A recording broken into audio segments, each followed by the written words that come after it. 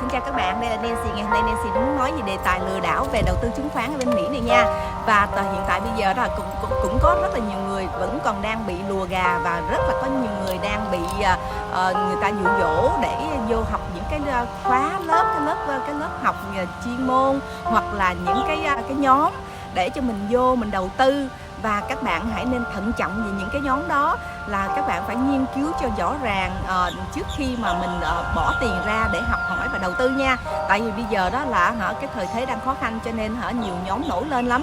Và trong cái thời gian này đó là các thị trường chứng khoán giống như là một sòng bài vậy đó. Nếu mà các bạn mà không có cái kiến thức và không có những cái chuyên môn và không có đủ cái tầm nhìn, hoặc là không có cái căn bản để quản lý tiền, không có cái căn bản để quản lý rủi ro, thì các bạn sẽ bị lâm vào cái cảnh là bị người ta dụ dỗ. Và vì lòng tham của mình chẳng hạn, hay là vì muốn làm giàu tức tắc, hay là muốn làm giàu trong thời gian ngắn, thì cái chuyện đó là sẽ dẫn tới các bạn là tiền mất tật mang nha. Cho nên các bạn rất là thận trọng. Cảm ơn các bạn đã đón xem. Nếu thấy hay thì hãy đăng ký kênh của Nancy nhé, và cho Nancy một like. Xin cảm ơn nhiều.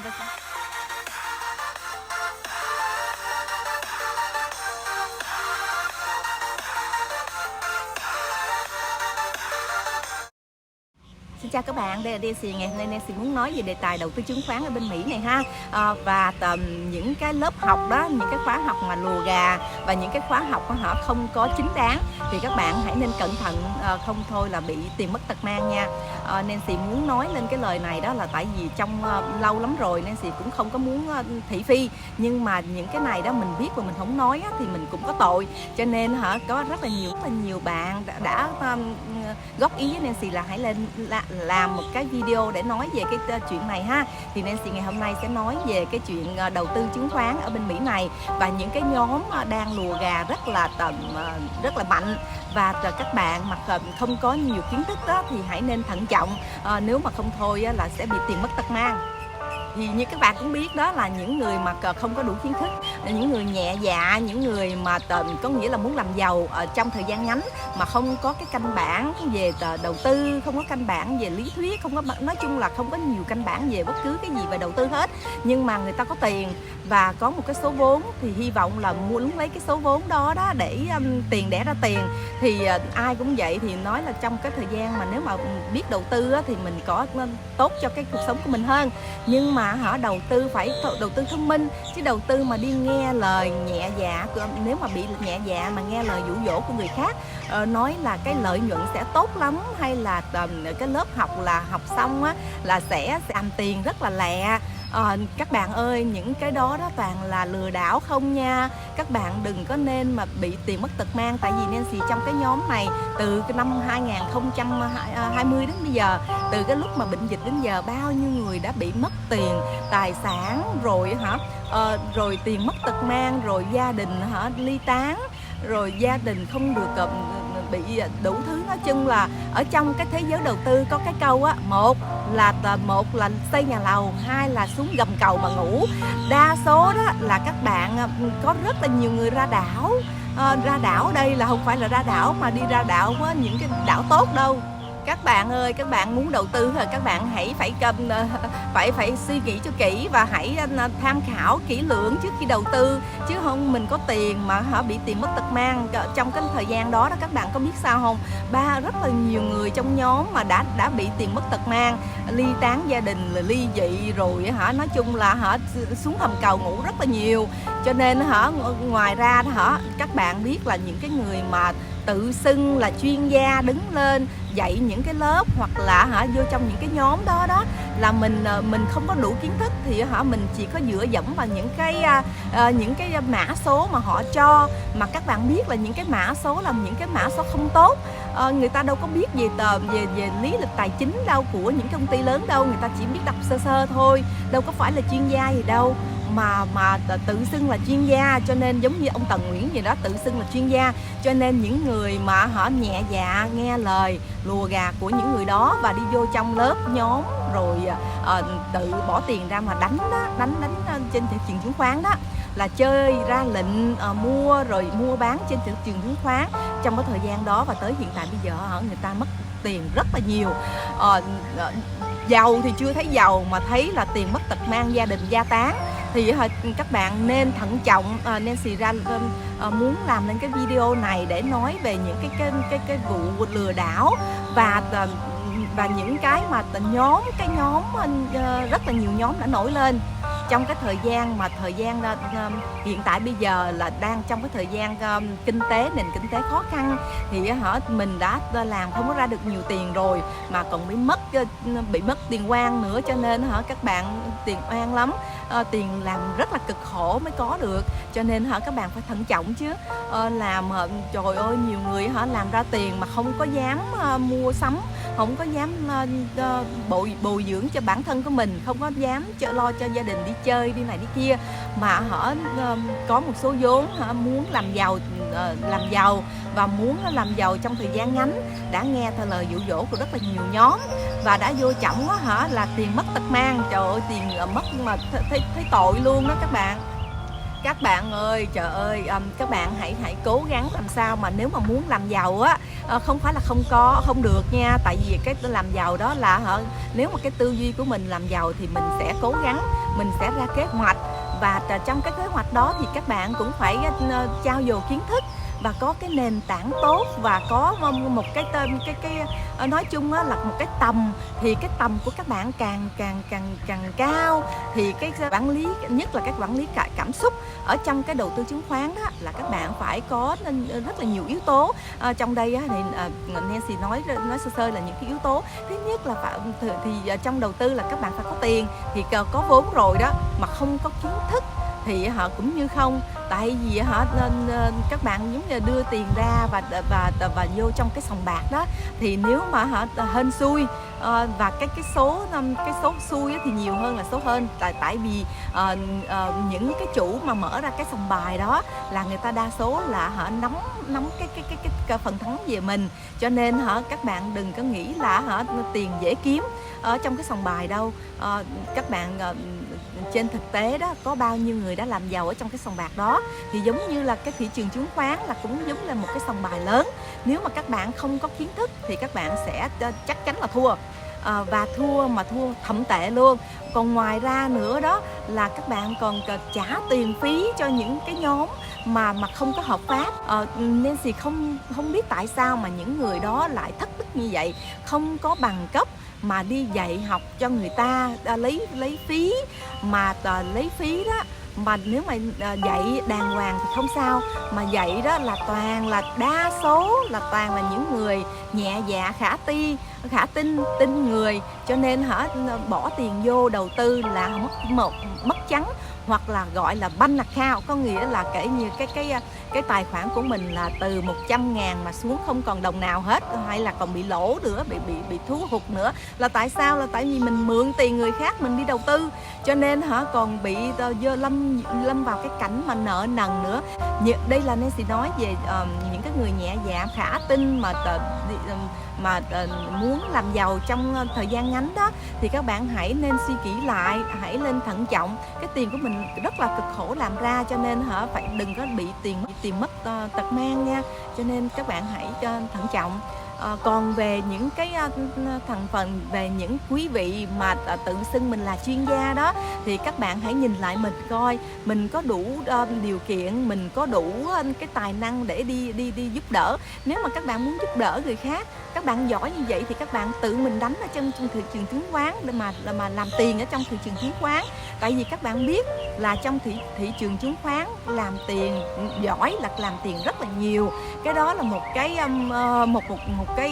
chợ mà để cho mình ra mà mình lựa chọn những cái mã tốt, mà những cái đầu tư mà mình muốn.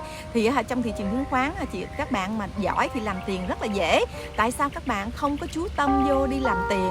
Rồi nếu mà muốn giúp đỡ người khác, đừng có bị vô cái hoàn cảnh mà gia tán bại sản, thì tại sao mà các bạn lại phải lấy tiền phí của họ và còn cho họ những cái mã số, những cái mã chứng khoán làm cho họ tiền mất tật mang như vậy? Trời ơi, bao nhiêu là chuyên gia nổi lên không có bằng cấp. Các bạn biết là nếu mà những người mà có thời gian mà đi bóc phốt các bạn thì các bạn sẽ như một đời tiêu tàn. Đừng có nghĩ là trời có mắt đó các bạn ơi. Các bạn biết là cái đó là một cái việc rất là thất đức không? Nói là có cái câu là đi đêm có ngày gặp ma đó, thì các bạn nên cố gắng đi. Nếu các bạn giỏi thì các bạn hãy tự mình làm tiền ở trên cái thị trường đi, đừng có làm tiền ở trên cái nỗi đau khổ của người khác. Các bạn biết gì không? Tại vì ngày hôm nay Nancy muốn làm cái video này đó, nói về những cái lừa đảo ở trên thị trường chứng khoán. Người Việt lừa người Việt và người Tây cũng lừa người Việt luôn. Cho nên nói chung là bây giờ những cái nhóm mở ra rất là nhiều. Rồi nói chung đó, người Tây phương rồi người Việt của mình đó, lừa đảo người Việt cũng rất là nhiều. Và những cái nhóm đó nổi lên là tại vì những cái lòng tham của những người không hiểu biết và thiếu kiến thức. Cho nên các bạn hãy thận trọng, tiền mất tật mang nha không? Không có ngon lành gì đâu. Nếu các bạn muốn làm giàu thì làm giàu từ từ, và cơ hội ở đó rất là nhiều. Nếu mà các bạn có một cái nền tảng tốt và có kiến thức và có cái tầm nhìn và có thể quản lý rủi ro tài chính của mình giỏi đó, thì sau này các bạn sẽ giàu thôi. Và cái quan trọng nhất là giàu là về cái phước của mình nữa. Nếu mà cái phước của mình mà không có cho mình giàu được thì dù cho các bạn cố gắng làm sao đi chăng nữa cũng không giàu nổi. Không phải là Nancy bi quan, nhưng mà cái đó là thực tế. Vì những người giàu tới cái số người ta tới đó, người ta có thể trúng số là tức tắc giàu liền. Nói về là đầu tư cũng vậy, đầu tư lâu dài là một cái nền tảng rất là tốt.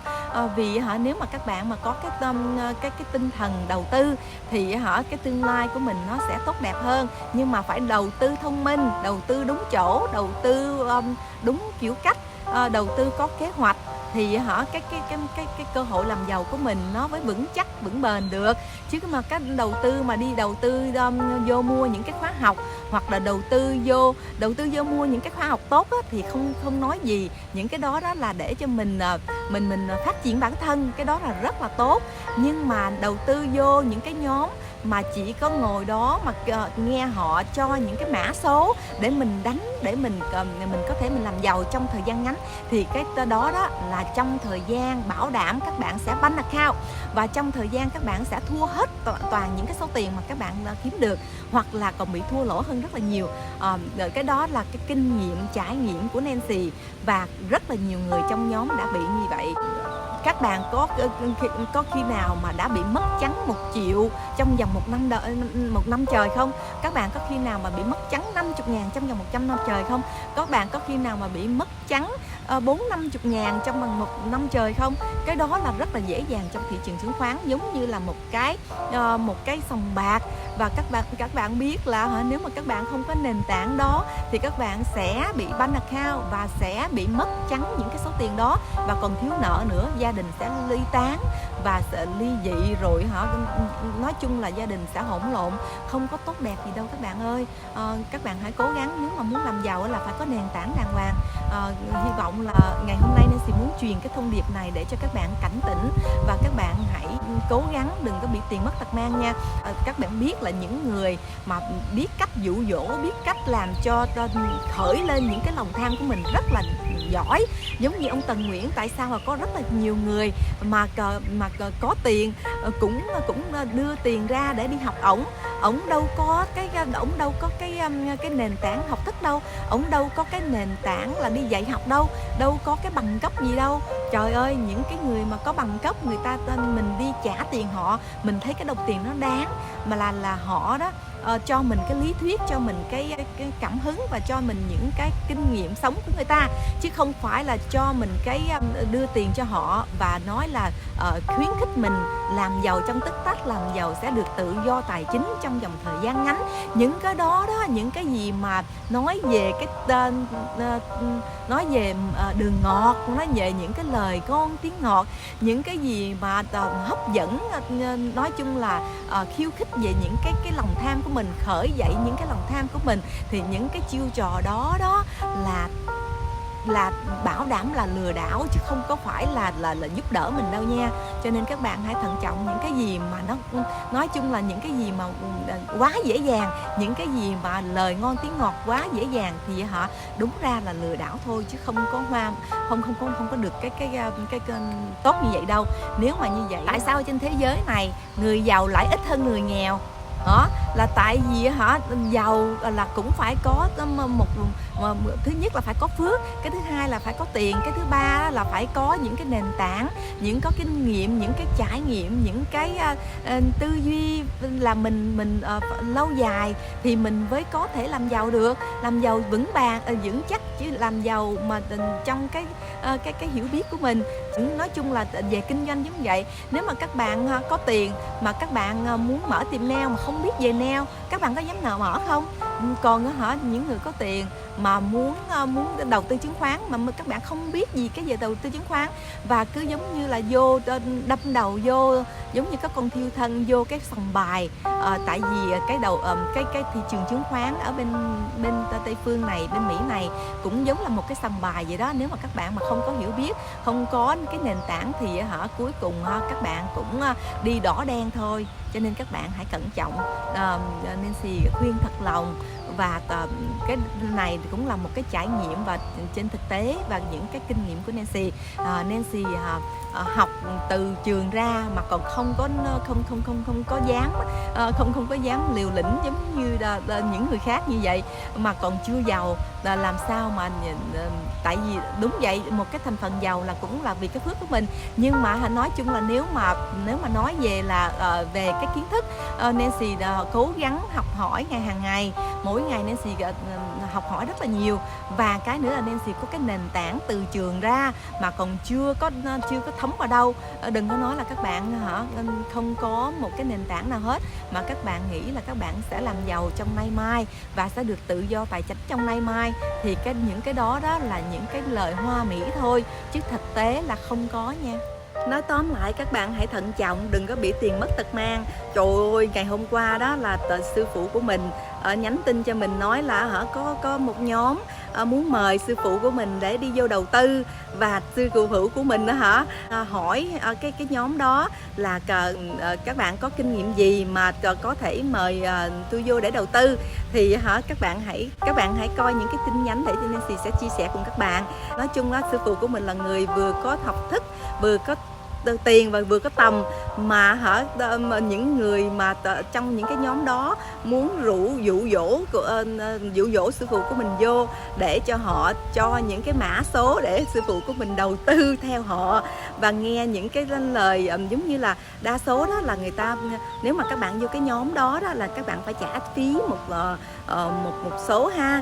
Rồi ví dụ cái phí là 300 đồng một tháng hay là 500 đồng một tháng. Có những cái lên lớp cũng cái nhóm cũng rẻ tiền hơn là 15 đồng, 20 đồng. Nhưng mà đa số đó là những cái nhóm đó rất là ít. Nhưng mà những cái nhóm mà tiền nhiều á thì là họ hàng ngày họ sẽ ra những cái mã số cho các bạn biết là ngày hôm nay đó là nên đánh những cái mã số như vậy.